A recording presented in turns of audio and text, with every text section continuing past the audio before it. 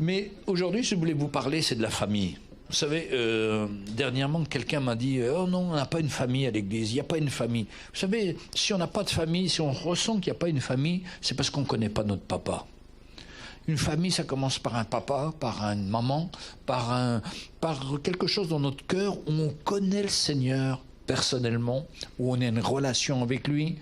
L'église, c'est pas un club où il suffit de donner sa cotisation, on est là. Non, l'église, c'est une réelle famille où on a chacun d'entre nous une relation avec notre Papa Céleste.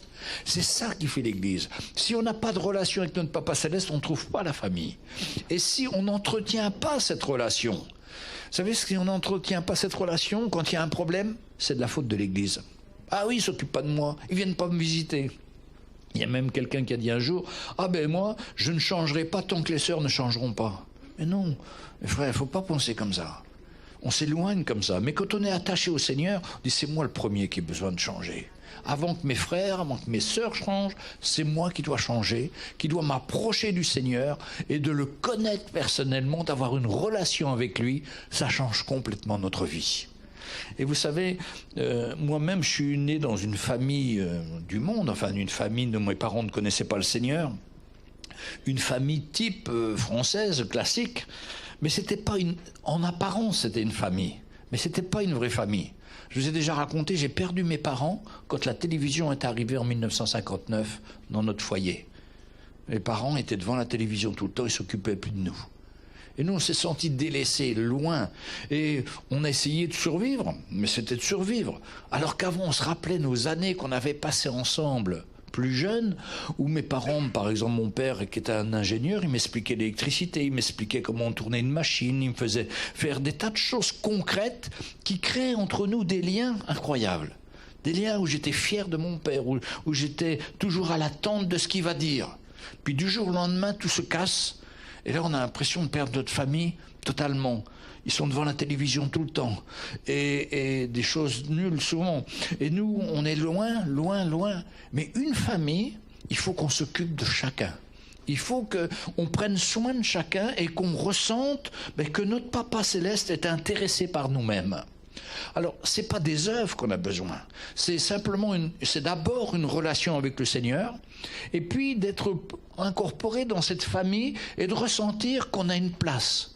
Vous savez, on a fait une école chrétienne en 2000 à Chaville, et j'ai toujours été surpris de voir qu'il y avait tous les gens qu'il fallait, comme professeur, comme directeur, comme tout ça, dans l'église même, dans la famille du Seigneur, tout a été prévu pour que chacun trouve sa place et puisse être actif dans l'œuvre du Seigneur.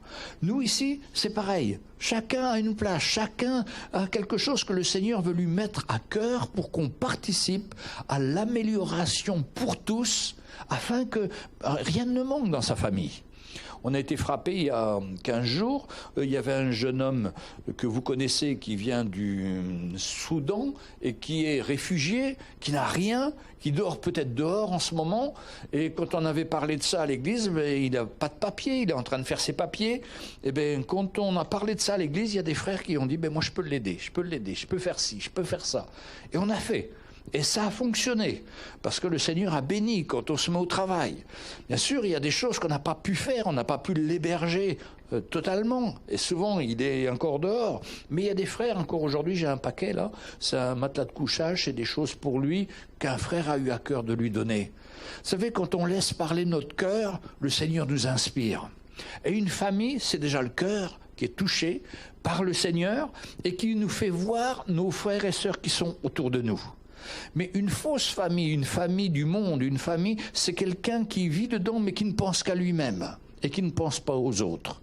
Et nous, on est appelés à ouvrir notre cœur et à se rendre compte des besoins des uns des autres et à y participer pour arranger les choses, pour faire les choses. Mais il y a des choses qu'on ne peut pas faire. Par exemple, pour cet hébergement, on n'a pas pu trouver de solution. Il y avait sûrement une solution, mais peut-être que quelqu'un d'entre nous n'a pas fait ce qu'il fallait pour pouvoir l'accueillir, je ne sais pas, mais je ne vais pas juger. Et puis il y a une chose aussi que j'ai appris, parce que moi-même j'ai été comme un clochard pendant un temps, j'ai été converti, nouveau converti. Je vous ai déjà raconté, j'allais vivre à l'Armée du Salut avec les clochards. Pourquoi? Parce qu'ils annonçaient l'évangile là-bas et que j'avais jamais entendu l'évangile. Donc j'avais envie d'entendre l'évangile et j'allais auprès des clochards et j'allais à l'Armée du Salut. Et mes parents me disaient, mais il est fou, il est devenu fou. Mais est-ce que vous comprenez ce que je veux dire? Mais il y avait tellement l'amour du Seigneur. Ben, j'allais là-bas à l'Armée du Salut. Et je me dis, Dieu a toujours pourvu aussi pour mes besoins. Et si on veut grandir avec le Seigneur, il y a un moment, il faut arrêter nos sécurités et puis dire, Seigneur, je te fais confiance. Et j'ai connu ces temps-là, j'étais tout seul, célibataire, j'avais pas d'argent, j'avais pas de sous, mais j'avais le Seigneur. Le Seigneur m'a toujours conduit, gardé, protégé, me donnait ce qui était nécessaire pour ma vie. Pas des grandes choses, mais des petites choses où j'ai vu sa main. Ben, c'est les meilleurs temps de ma propre vie où j'ai appris à découvrir le Seigneur.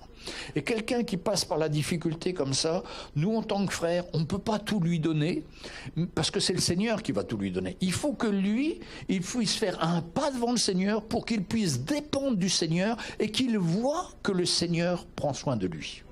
Vous voyez ce que je veux dire? Autrement, on voudrait remplacer le Seigneur. On ne peut pas remplacer le Seigneur. Et c'est tellement important qu'on fasse notre part, celle qu'on ressent de la part du Seigneur, que Dieu mette dans notre cœur pour aider cette personne. On fait notre part, et pour le reste, on prie le Seigneur pour que le Seigneur puisse intervenir. On doit faire notre part.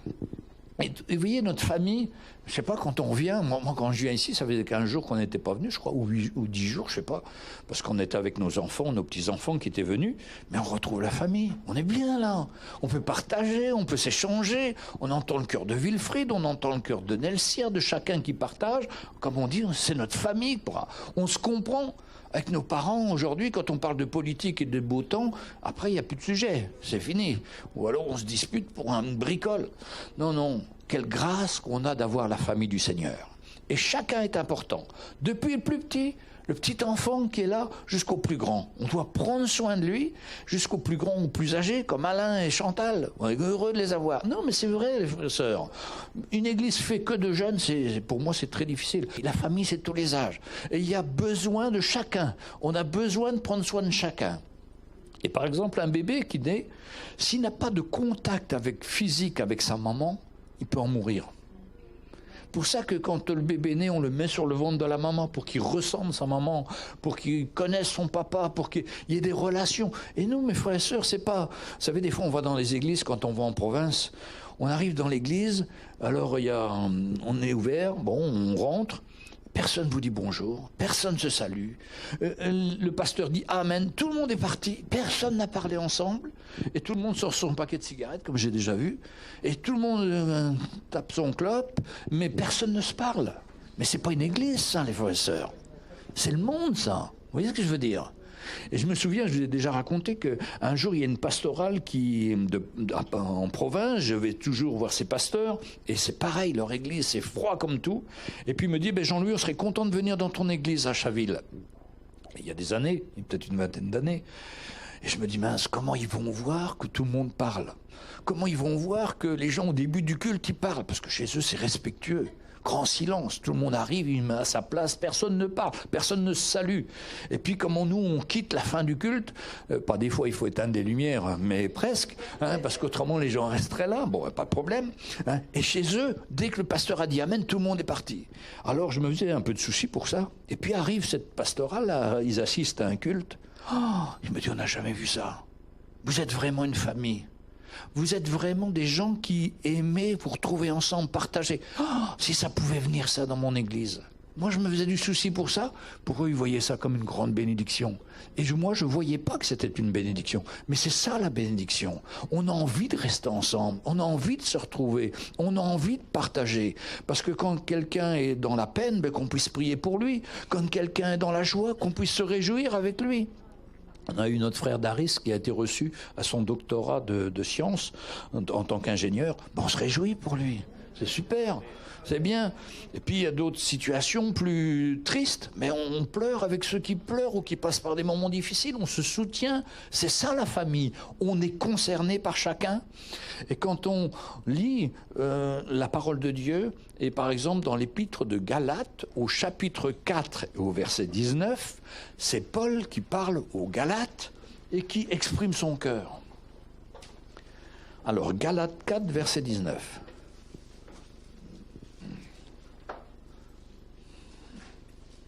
Je suis pas en face. Galates 4, verset 19. Voilà comment Paul parle aux Galates. Mes enfants, pour qui j'éprouve de nouveau les douleurs dans l'enfantement, jusqu'à ce que Christ soit formé en vous. Vous entendez ce cœur de l'apôtre Paul ? Il souffre les douleurs de l'enfantement. Bon, les hommes ne savent pas trop ce que c'est, hein, mais les femmes connaissent ce que c'est que la douleur de l'enfantement. C'est quelque chose qui déchire le cœur, qui déchire, qui fait souffrir énormément. Et lui, il est en train de souffrir les douleurs de l'enfantement jusqu'à ce que Christ soit formé en vous. Ce qu'il désire le plus au monde, c'est que chacun puisse connaître le Christ personnellement et que Christ soit formé en vous. Pas uniquement Jésus, que vous connaissiez Jésus, mais que la vie de Jésus rentre dans votre vie et que vous marchiez réellement à sa suite, que vous acceptiez de souffrir, vous acceptiez de mourir pour lui et que vous portiez toujours en vous les souffrances de Jésus, sachant que notre pèlerinage, notre vie, un jour s'arrêtera sur cette terre et nous serons pour toujours avec lui pour l'éternité. Il porte, lui il se réjouit et il les appelle mes enfants. Et c'est vrai que l'Église, ce sont des frères et sœurs, ce sont des enfants, des moins, mais en tous, on est comme des enfants, on est des enfants du Seigneur, on est des enfants de notre Père. Et l'Église vivait comme ça, et c'est comme ça qu'on doit vivre l'Église. Ce sont mes frères, mes sœurs, je suis concerné par ce qui se passe. Des fois, il y a des frères et sœurs qui me disent « Jean-Louis, j'étais malade 8 jours, personne ne m'a téléphoné. » Mais on ne savait pas qu'elle était malade.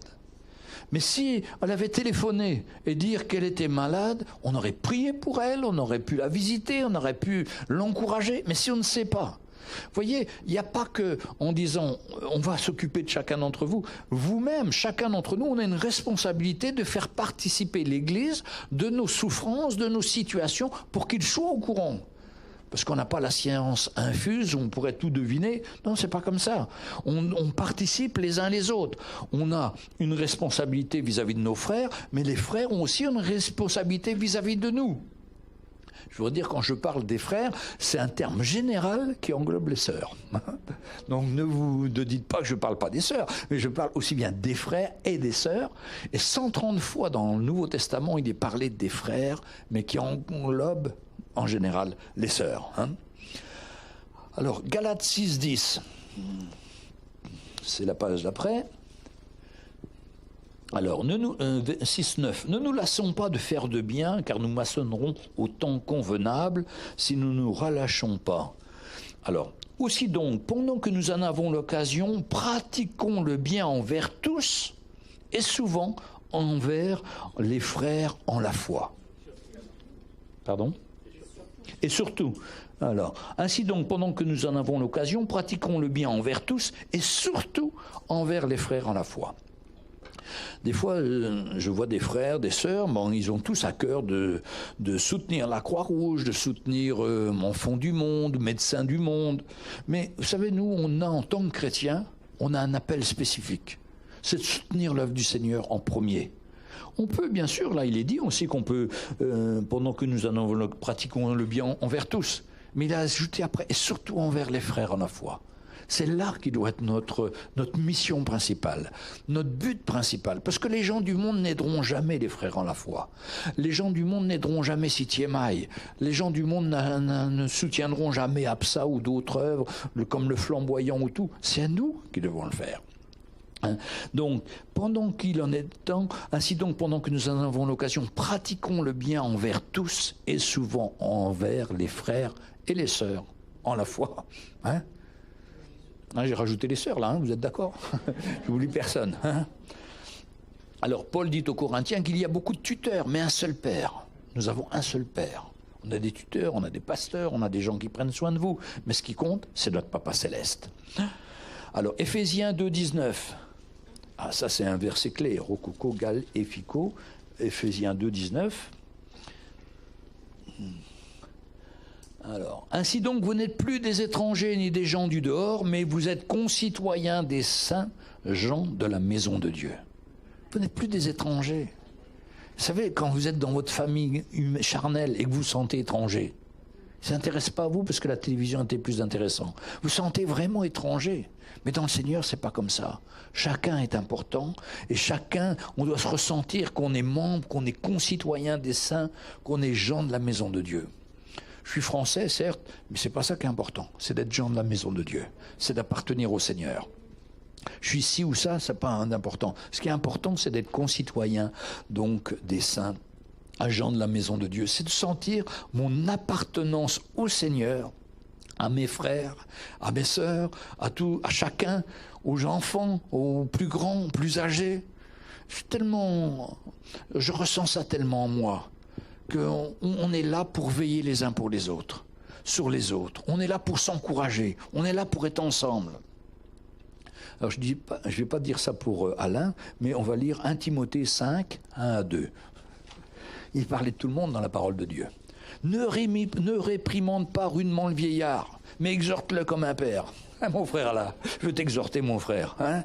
Exhorte les jeunes gens comme des frères, les femmes âgées comme des mères, celles qui sont jeunes comme des sœurs, en toute pureté. Ah, tout le monde là. Il y a pour chacun. C'est merveilleux comment la parole de Dieu n'oublie personne. Et puis vous vous rappelez l'histoire de Jésus avec les disciples. Il y avait un petit enfant.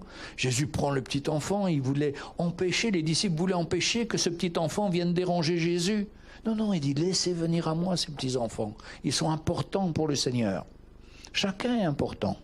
Chacun a sa place avec lui. Alors, maintenant dans le monde, on est une famille. Normalement, avec un père et une mère, mais beaucoup de frères ou beaucoup de sœurs ne sont pas dans cette situation-là, parce qu'ils ont souffert dans leur vie, parce qu'ils ont été victimes de situations terribles et sont seuls à élever leur enfant, soit un mari, soit une femme. Mais pour le Seigneur, je sais que le Seigneur, quand on est au Seigneur, le Seigneur est l'aide qui vient aider cette personne qui est seule. Dieu n'est pas un Dieu d'injuste. Il dit qu'il est comme un papa qui vient prendre soin de l'orphelin et de la veuve. Et il y a de plus en plus dans ce monde que nous vivons aujourd'hui, de plus en plus de gens qui sont dans cette situation. Mais je veux les encourager, je veux leur dire, ne vous inquiétez pas, le Seigneur veut remplacer le conjoint qui vous manque. Il veut être votre papa, il veut être votre sécurité, il veut que vous appuyez davantage sur lui, et il est là pour vous aider. Et aujourd'hui, vous savez, je pensais que ça n'arrivait jamais, ça arrivait dans ma propre famille, des situations de divorce. Quelqu'un qui servait le Seigneur, mon fils, mon propre fils. Jamais j'avais imaginé ça. Aujourd'hui, personne n'est à l'abri.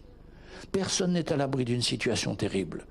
C'est pour ça que le Seigneur ne condamne pas. Au contraire, le Seigneur veut soutenir celui qui est seul pour élever son enfant, pour élever sa famille. Et tout seul, vous pouvez faire un aussi grand travail avec l'aide du Seigneur qu'avec un conjoint sur lequel il y a toujours des bagarres ou des conflits. Quelle grâce le Seigneur nous fait. Et nous devons vraiment être reconnaissants au Seigneur pour son amour qu'il a pour chacun d'entre nous. La vraie famille pour chacun, c'est l'Église. Moi, je crois vraiment, mes frères et sœurs. Moi, je ne cherche pas à avoir une Église nombreuse, mais je voudrais qu'on ait une famille ici. Qu'on ressente de plus en plus l'esprit de famille. C'est sûr qu'il faut se donner. C'est sûr qu'il faut... J'écoute ma femme, toutes les semaines, elle me dit, mon chéri, pas papa, mais mon chéri. Mais des fois, elle me dit papa, parce que moi, je l'appelle maman. Alors bon, quand j'ai entendu ça, la première fois, mon pasteur appelait sa femme maman, je dis, jamais j'appellerai ma femme maman. Puis vous voyez, c'est arrivé. Bon, alors, tout ça, ma femme me dit, on devrait faire une agape dimanche. Je dis, attends, le calendrier, mais non, on est coincé, c'est dimanche. Mais il faut qu'on y arrive, mes frères et sœurs. C'est quelque chose qui est sur notre cœur. Il faut qu'on prenne ce temps. Alors, c'est sûr que le samedi, c'est vraiment un moment de communion fraternelle aussi. Et si vous ne pouvez pas venir le samedi, il faut vraiment, si vous n'êtes jamais venu, il faut que vous veniez pour voir. On a un moment de prière, on nettoie la salle. Ça semble être compliqué de nettoyer, mais on travaille très vite. On a des gens qui sont vraiment doués pour organiser la chose et ça va très vite. Et après, on a le moment de communion ensemble. C'est sûr que ça ne remplace pas le dimanche, il faudrait que le dimanche ça vienne, qu'on ait l'occasion. On ne veut pas non plus faire systématique, parce que ce n'est pas du systématique qu'il faut, c'est de la qualité de relation entre nous, c'est qu'on puisse parler, exprimer son cœur. Et moi en tant que pasteur, bon je sais, je suis très pris par d'autres choses, mais n'hésitez pas à m'appeler si vous avez un souci, si vous avez quelque chose, qu'on puisse partager, prier pour vous. Ne restez surtout pas seul avec votre problème. Quand on reste seul avec son problème, c'est là que l'ennemi vient nous détruire, vient nous donner des mauvaises pensées, vient nous décourager, nous finir. Parce que son but, c'est de nous séparer de la famille du Seigneur. Mais le Seigneur nous appelle à prendre notre responsabilité, prendre notre téléphone, dire « Pasteur, j'ai telle situation, j'ai tel truc. Mais ma soeur, on va prier pour toi, mon frère, on va prier pour toi, jusqu'à ce que le Seigneur intervienne et que la grâce de Dieu se manifeste. » Et c'est ça, cette famille du Seigneur. C'est ça, nos cœurs qui doivent brûler. Une autre chose qui doit se faire aussi, c'est qu'on soit de plus en plus libéré de la loi et des principes. Moi, je suis un pasteur, j'ai à cœur, mais je suis loin. J'ai à cœur qu'il n'y ait plus de loi, plus de principes, que vous sentiez libre d'exprimer ce que vous vouliez. Dernièrement, il y a eu quelqu'un qui a exprimé de prier pour une personne qui était rétrograde. D'autres m'ont dit, mais tu ne devrais pas laisser les gens parler. Mais non, moi je crois que chacun doit exprimer librement son cœur. Si le Seigneur nous met quelque chose sur le cœur, on le fait. Maintenant, si cette chose-là n'est pas bonne ou n'est pas bonne, on ne va pas prier. Le pasteur vous dira, non, on va laisser ça de côté. Mais vous savez, dans la vie chrétienne, il faut prendre des risques. Il faut accepter. Ce matin, je connais de loin mon frère Wilfried, mais je ne savais pas si j'allais lui demander pour l'offrande. Je demande à mon frère David, il me dit oui, il est sérieux ce frère-là. Eh bien, je l'ai entendu, je suis réjoui. Mais c'est un risque qu'on prend. Si un jour vous avez une parole et que vous voulez l'exprimer, c'est un risque que je vous donne le micro. Mais je suis prêt à prendre le risque, parce que vous savez, il y a des risques où on fait des choses des fois maladroites, sans se rendre compte. C'est comme un enfant qui renverse mon téléphone ou quelque chose là, il ne va pas le faire exprès. S'il le fait exprès, là c'est grave. Mais s'il ne le fait pas exprès, par maladresse, moi je suis très maladroit, ça m'arrive souvent, mais c'est pas pour ça que j'ai fait une faute, simplement j'ai eu une maladresse. On pardonne cette maladresse. Mais si c'est volontaire, là il faut intervenir. Mais on est tous maladroits, on est tous des fois à côté, on fait tous des bêtises. Il faut accepter qu'on n'est pas parfait, qu'on est sur cette terre, mais on doit prendre le risque, parce que quand on laisse la liberté, chacun peut s'exprimer, exprimer son cœur, on peut prier, et vraiment le pasteur il connaît pas tout, il y a plein de sujets que j'oublie, mais c'est bon que chacun puisse participer, chacun puisse exprimer son cœur, se sentir libre, même si on fait une erreur, on se sent libre, on a fait une erreur, on en parle, puis c'est fini, les choses sont finies, et on grandit dedans. Le but c'est qu'on grandisse. Parce que vous savez, quand il y a des maladresses ou quand il y a la loi, les gens ils se sentent comme trahis, comme si quelque chose n'allait pas. Alors ils s'éloignent, et puis comme je vous disais tout à l'heure, ils disent c'est la faute de l'Église. C'est vrai qu'on a des responsabilités, nous, les anciens. Des fois on est maladroit, des fois on est légaliste, des fois on dit des choses trop vite. Mais on veut changer. Parce que nous aussi on veut grandir. Nous aussi on n'est pas arrivés. Et on ne peut pas reprocher à l'un ce qu'il y a encore dans ma vie. Moi aussi, il y a des choses qui sont dans ma vie que le Seigneur veut changer. Mais je m'attends à lui. Donc, on est une vraie famille. Les membres doivent prendre soin les uns des autres et de pouvoir vraiment s'attendre au Seigneur. Dans une famille, on a des frères, des sœurs. Le plus grand s'occupe, moi je vois mes petits-enfants, la grande fille, elle a 9 ans, elle s'occupe de sa petite fille qui a 4 ans, mais comme une maman. Vraiment, sa petite sœur. Ouf, c'est rassurant. Comme je vous disais, c'est une illustration que je fais beaucoup d'erreurs. Mais bon, vous savez rectifier, c'est très bien. Donc, la grande sœur prend soin de sa petite sœur. Et vraiment, quand la petite sœur fait une bêtise ou quelque chose, la grande sœur la reprend. Et elle prend soin d'elle. Et la petite sœur n'a de cesse que de regarder sa grande sœur pour apprendre, pour être reconnaissante. C'est merveilleux, une famille. Chacun s'occupe. Mais il y a des familles, on entend des fois des reportages à la radio, des parents qui ont laissé leur enfant pour aller dans une boîte de de nuit, tout seul à la maison, l'enfant abandonné. Dernièrement, j'ai entendu l'histoire d'une maman qui a abandonné son enfant sur une aire d'autoroute. C'est terrible, comment on peut être comme ça? C'est terrible, terrible.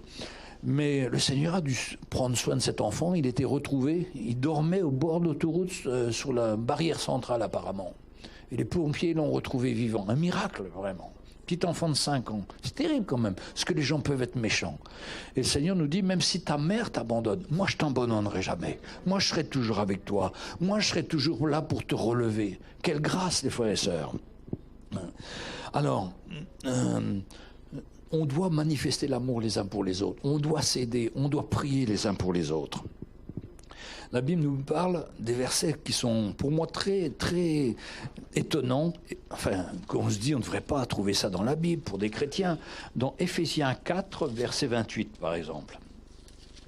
Éphésiens 4, c'est les 5 ministères, c'est l'annonce des 5 ministères. Et puis, juste après l'annonce des 5 ministères, au verset 17, il parle des païens. Et puis au verset 28, mais que celui qui dérobe ne dérobe plus, mais plutôt qu'il travaille en faisant de ses mains ce qui est bon pour avoir de quoi donner à celui qui est dans le besoin. Alors, il a parlé de choses très spirituelles, de l'Église, des 5 ministères, comme quoi nous ne devons plus être emportés à tout vent de doctrine, puis après, il rentre dans des choses pratiques. Il parle du mensonge, il parle des idées trompeuses, enfin, il y a beaucoup c'est très intéressant, la suite de 17 jusqu'à 31, de tout ce qu'il peut y avoir encore dans le cœur de l'homme et que Dieu veut changer. Mais pour cette famille, là, il dit que celui qui dérobe ne dérobe plus, mais celui plutôt qu'il travaille en faisant de ses mains ce qui est bien pour avoir de quoi donner à celui qui est dans le besoin.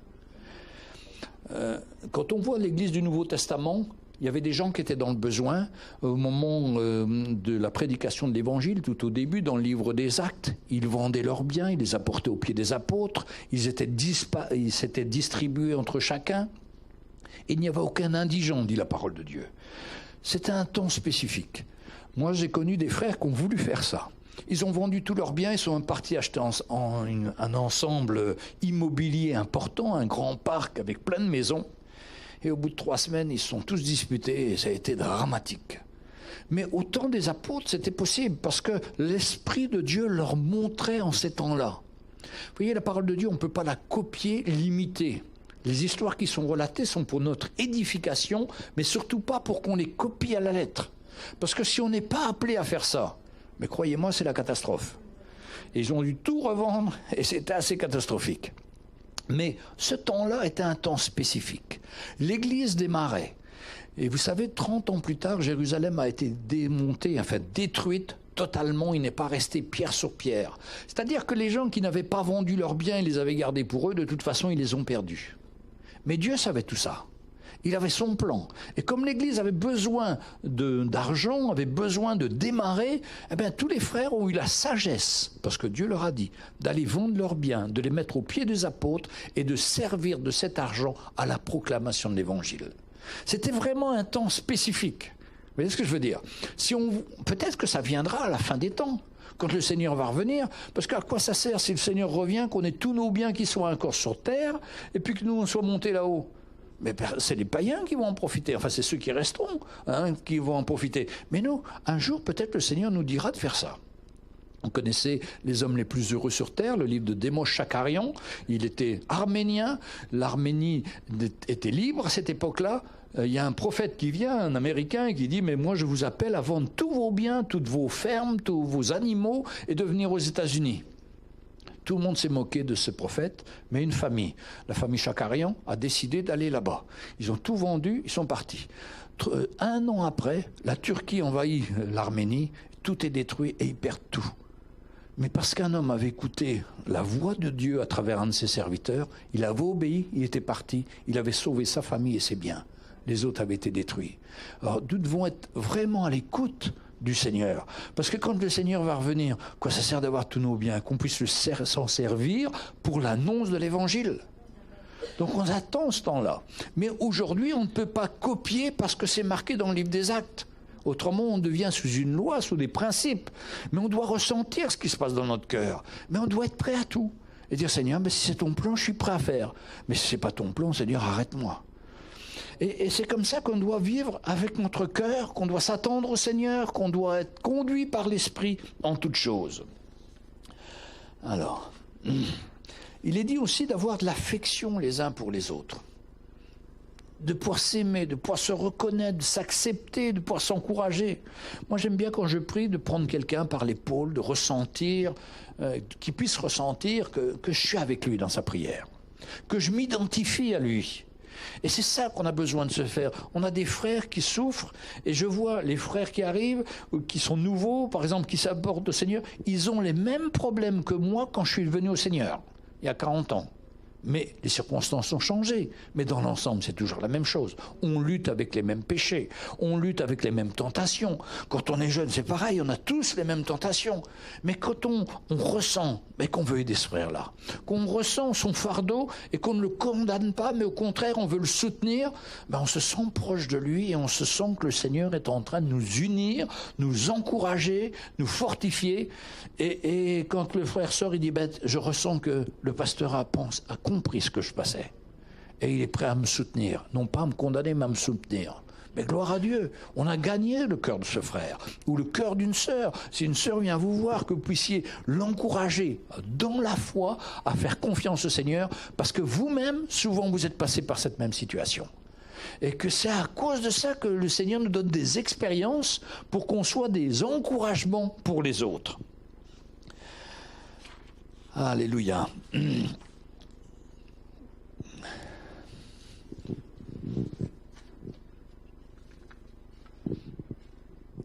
Vous ne contentez pas non plus des réunions planifiées. C'est-à-dire, on se voit lundi, c'est très bien de venir lundi. C'est pas pour ça qu'il ne faut pas venir, parce que des fois, on n'est pas très nombreux le lundi, ni le samedi matin. Mais je vais vous encourager à venir, parce que c'est la vie de l'Église. Ça, c'est déjà la base. Oh, je sais, on a tous des soucis, des embouteillages, pas de parking, comme ce matin, il y a le marché là-bas. Je sais que c'est difficile, les frères et sœurs. Je sais que c'est pas évident. Mais la Bible nous dit que ce sont les violents qui s'emparent du royaume de Dieu. Ce sont les violents. Si on compte sur notre confort et qu'on met notre confort dans la balance et que la balance remonte en disant non, ce que je vais gagner avec le Seigneur est plus important que ce que je vais souffrir un peu.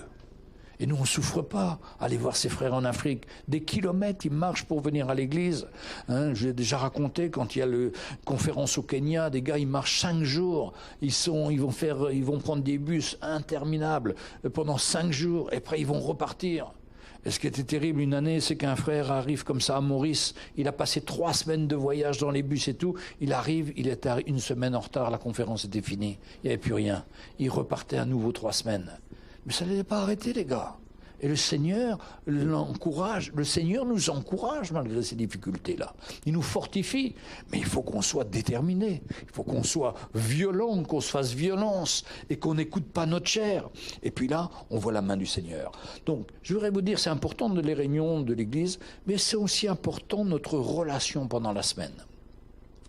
Quand on est arrivé à Maurice la première fois en 1987 avec Sonia et nos 3 enfants, on allait dans la rue, on rencontrait des frères. On n'avait jamais vu ça. Ici, quand vous allez dans la rue à Nanterre, vous ne rencontrez pas forcément des frères. Ça peut arriver, mais je ne sais même pas si j'en ai rencontré. Mais là-bas, à Maurice, c'était partout, quoi. On voyait partout nos frères. On n'avait jamais vu que ça, c'était extraordinaire. Et je sais qu'un jour, quand on sera avec le Seigneur, ce sera tout le temps, on va se voir tout le temps, les frères et sœurs. Mais en attendant, pendant cette semaine, nous, on a le téléphone, on peut s'appeler, on peut s'encourager, on peut se donner des nouvelles les uns aux autres. Vous pouvez avoir à cœur une sœur, un frère, lui parler, de l'encourager, de lui apporter. Il n'y a pas que le pasteur qui doit faire ça, chacun d'entre nous. Chacun d'entre nous doit vivre avec son cœur. Et le Seigneur va permettre qu'on puisse avoir des relations de plus en plus sincères, profondes, pour s'encourager, pour se fortifier et servir le Seigneur ensemble. C'est ça une famille. Moi, toutes les semaines, j'appelle mes parents, mais ça devrait être tous les jours que je les appelle. Mais comme on n'a rien à se dire, une semaine, toutes les semaines, c'est déjà dur. Mais nous, entre frères et sœurs, on a plein de choses à se dire. On a plein de sujets de prière à partager. On a plein de choses de notre cœur à partager, d'expériences qu'on a les uns les autres. Alors, quand on voit qu'on devient une famille, dans une famille unie, ça se multiplie et ça grandit. Quand chacun trouve sa place, quand chacun est à l'œuvre, ben on va faire de l'évangélisation, on va toucher les gens, il y aura plein de choses à faire. Ça ne va pas forcément venir du pasteur, ça peut venir de chacun d'entre vous.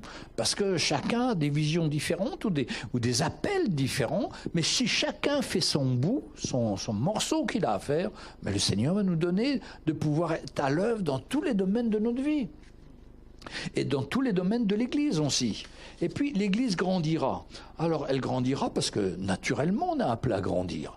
Bien sûr, on grandit par la multiplication des gens qui vont venir, des gens qu'on a invités. Vous savez, quand les gens sentent l'esprit de famille, ils aiment en général. La vraie famille. Quand ils sentent qu'on est vrai. Quand ils sentent que c'est religieux, que c'est des principes, là ils se sauvent. Mais quand ils sentent qu'il y a une vraie famille, il y a des cœurs impliqués, il y a des cœurs concernés, mais ils ont envie de venir. Et un jour, les gens viendront. Et la Bible nous dit qu'un jour, Dieu amènera, pas qu'un jour, mais que Dieu amènera tous ceux qui sont appelés au salut. Il les attirera lui-même. Bien sûr, on doit évangéliser. Mais aussi, si on était une vraie famille, ça se sentirait partout et ça serait à la gloire du Seigneur. Donc, mes frères et sœurs, il faut qu'on grandisse dedans. Parce qu'on n'y est pas encore arrivé. Moi, le premier, chacun d'entre nous, on doit faire des progrès dans ce domaine, ne pas être tourné sur nous-mêmes, sur ce qu'on fait nous, mais avoir à cœur le plan et la famille du Seigneur sur notre cœur. Et ça nous donnera d'aller voir notre voisine, de lui donner un gâteau, de lui donner je sais pas quoi, et de s'intéresser à elle. Et se sentiront, mais vraiment, ils s'intéressent à moi, ces gens-là. Vraiment, il y a quelque chose. Et ils viendront. Et puis, on va grandir, nos enfants aussi vont grandir. Et c'est malheureux quand on voit des gens, des enfants qui s'éloignent des parents. Et j'ai entendu dernièrement des choses terribles. Vous savez que la loi permet aux enfants de porter plainte contre leurs parents. Et on a des enfants de 13-14 ans qui portent plainte à la police contre leur maman ou leur papa, pas pour des choses graves, simplement parce qu'ils sont trop autoritaires, ou qu'ils ont reçu une gifle, ou qu'ils ont une fessée. Mais ça devient dans un monde de plus en plus fou, parce que le but du monde, c'est justement de détruire la famille. C'est que chacun puisse être autonome, chacun différent. Mais c'est grave. Nous venons dans ces temps-là. Donc pour nous, c'est important d'avoir des familles avec des relations, avec du cœur à cœur. Et ça, c'est l'œuvre du Seigneur dans nos cœurs. Donc on a besoin de grandir, les frères et sœurs. Moi, je voudrais bien qu'on y soit arrivé, mais on n'y est pas encore arrivé. On est encore loin. Mais il ne faut pas se décourager. C'est le plan du Seigneur. C'est la volonté de Dieu. C'est ce qu'on voit dans la parole de Dieu. On va encore grandir. J'ai bien aimé ce qu'a dit le frère Wilfried. Il dit quand il va à La Réunion, quand il va à Chaville ou à Rouen, ils sont la même famille. Ça commence, mes frères et sœurs, ça commence. C'est peut-être petit, mais on le ressent déjà.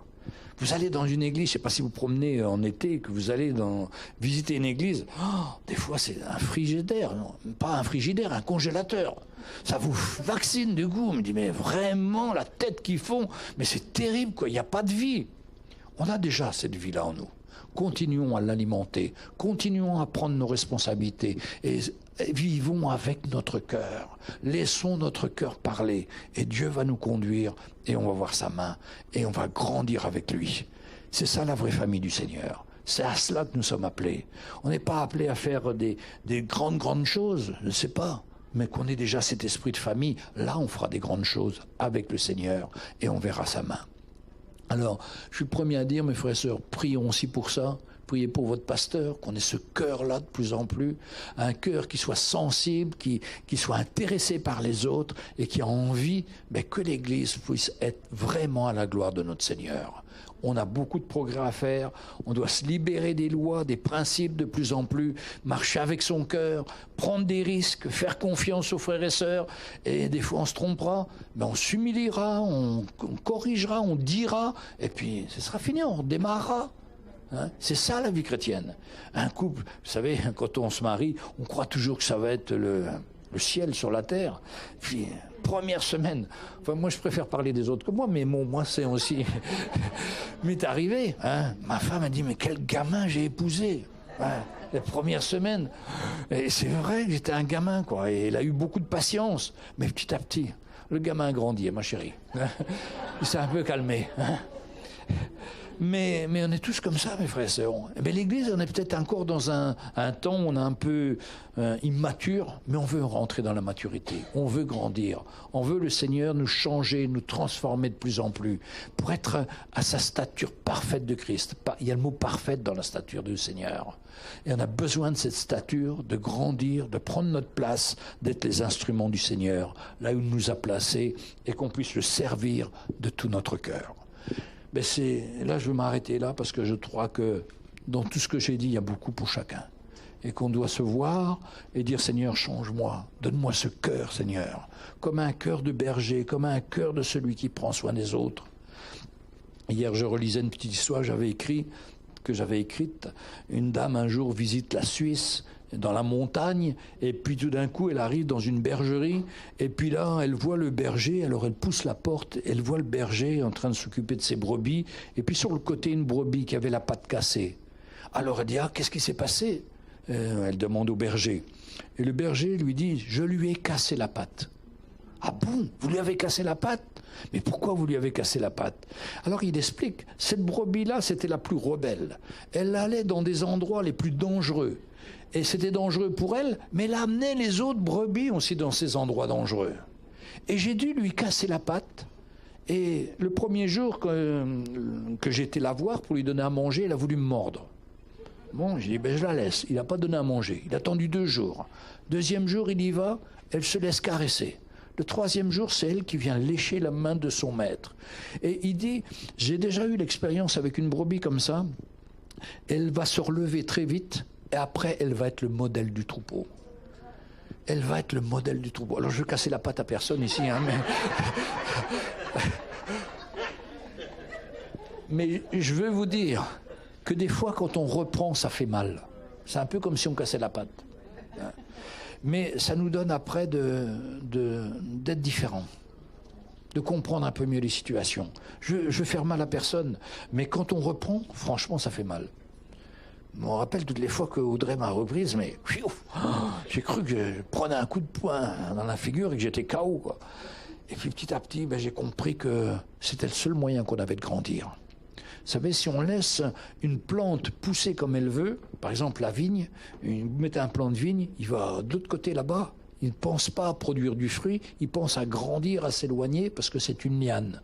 Nous aussi, on a quelque part l'envie d'avoir des apparences. Mais quand le vigneron vient, il va couper la branche principale de la vigne qui va repartir sur les côtés en faisant des bourgeons. Là, ça va amener du fruit. Nous, c'est pareil. On a besoin que le Seigneur vienne nous émonder, nous arrêter dans notre folie pour qu'on puisse produire du fruit à sa gloire. Ça fait jamais plaisir d'être pris, mais c'est pour notre bien, les frères et sœurs.